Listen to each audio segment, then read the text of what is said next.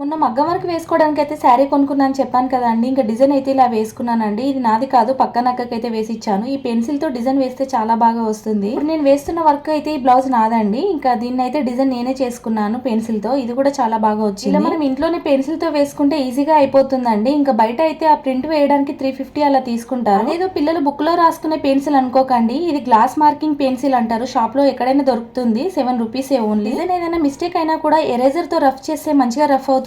Blouse కి అయితే గొలుసు కుట్టు కుట్టడం అయితే అయిపోయిందండి. ఇప్పుడైతే షుగర్ బీట్స్ కుడుతున్నాను. అవును, నేను వేసుకున్న డిజైన్ ఎలా ఉందో చెప్పడం మాత్రం మర్చిపోవద్దు. ఫస్ట్ టైం నాపై నేనే ప్రయోగం చేసుకున్నట్టుంది. ఫైనల్ గా డిజైన్ ఎలా వస్తుందో ముందు వీడియోస్ లో చూపిస్తాను. అవును, ఒకటి చెప్పడం మర్చిపోయాను. ఈ మగ్గం వర్క్ వేస్తున్నప్పుడు మగ్గం వర్క్ వేసే వాళ్ళ విలువ ఇప్పుడు తెలుస్తుంది. ఎందుకంటే అది వేసినంత సేపు అయితే హ్యాండ్ చాలా పెయిన్ ఉంటుందండి. అమ్మో, అంత హెవీ డిజైన్స్ వాళ్ళు ఎలా వేస్తారో ఏమో, కానీ మగ్గం వర్క్ వేసే వాళ్ళు అయితే చాలా గ్రేట్ అండి. చిట్టి కోతి పిల్లని చూసారా అండి? ఇలా విండో దగ్గర కూర్చొని ఎంత ముద్దుగా పల్లికాయ తింటుందో. ఇక్కడ వచ్చి కూర్చుంది. పల్లికాయ ఇస్తున్న కొద్దీ ఎంత ముద్దుగా కూర్చొని తింటుందో చూసారా? నచ్చితే లైక్ చేయండి, మన ఛానల్ ని సబ్స్క్రైబ్ చేసుకోండి. Thank you for watching. Take care, by by.